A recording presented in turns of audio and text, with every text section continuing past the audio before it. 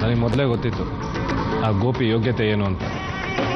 ಅವನ ಕೈಯಿಂದ ಏನೂ ಆಗಲ್ಲ, ಸುಮ್ಮನೆ ದೊಡ್ಡ ದೊಡ್ಡ ಮಾತಾಡ್ತಾನಷ್ಟೇ. ಅವನ ಕೈ ಬಿಡೋದೇ ಒಳ್ಳೇದು ಅನ್ಸತ್ತೆ. ಮತ್ತೆ ಶುರು ಮಾಡ್ತಾ? ಆ ಹುಡುಗಿ ಸರಿಯಿಲ್ಲ, ಮರ್ತು ಬಿಡು, ಬೇರೆ ಹುಡುಗಿ ತರೋಣ ಅಂತ ನಾನು ಹಾಗೆ ಹೇಳಿದ್ನಪ್ಪ. ಮತ್ತೆ ಅಲ್ಲ ಅಂದ್ರೆ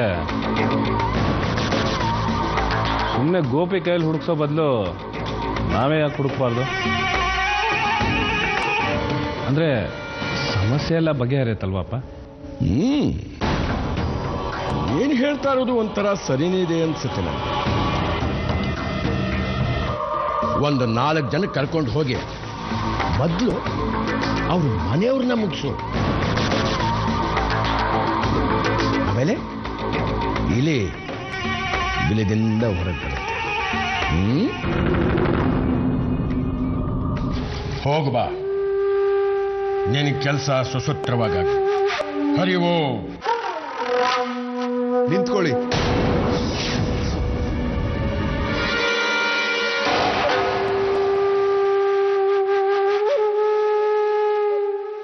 ಯಾರು ಎಲ್ಲಿಗೂ ಹೋಗ್ಬೇಕಾಗಿಲ್ಲ.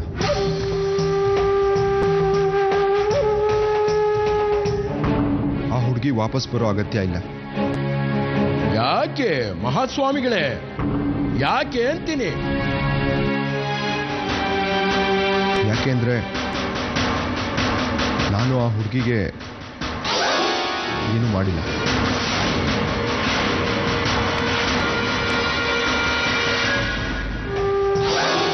ನಾನು ಅವಳನ್ನ ಮುಟ್ಟೂ ಇಲ್ಲ. ಅವಳ ಹೊಟ್ಟೆಲಿ ಈ ಮನೆ ಮಗು ಬೆಳಿತಾನೂ ಇಲ್ಲ.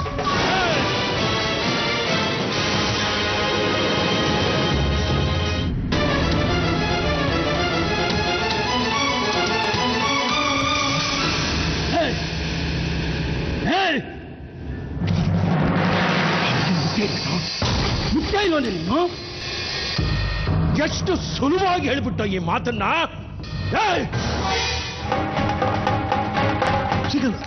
ಏನು ಮಾಡ್ತಾ ಇದ್ದ? ತಲೆಗಿಲ್ಲ, ಕೆಟ್ಟಿದೆ ನನ್ಗೆ ಕೊಡೋದು.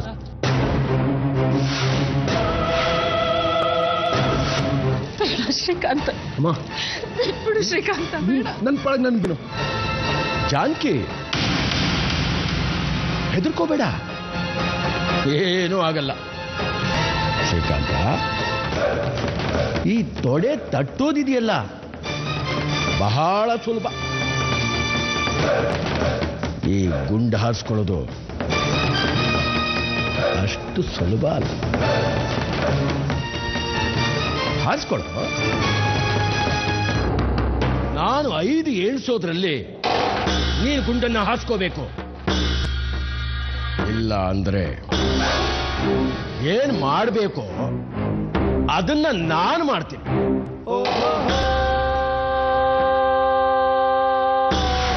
1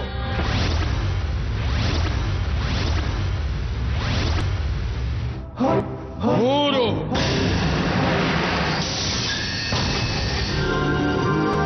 4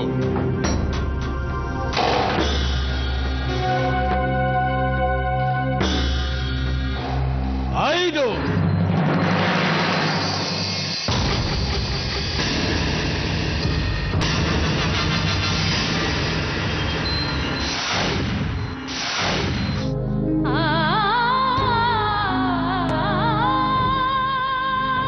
ಇನ್ಯಾಕೆ ನಿನ್ನ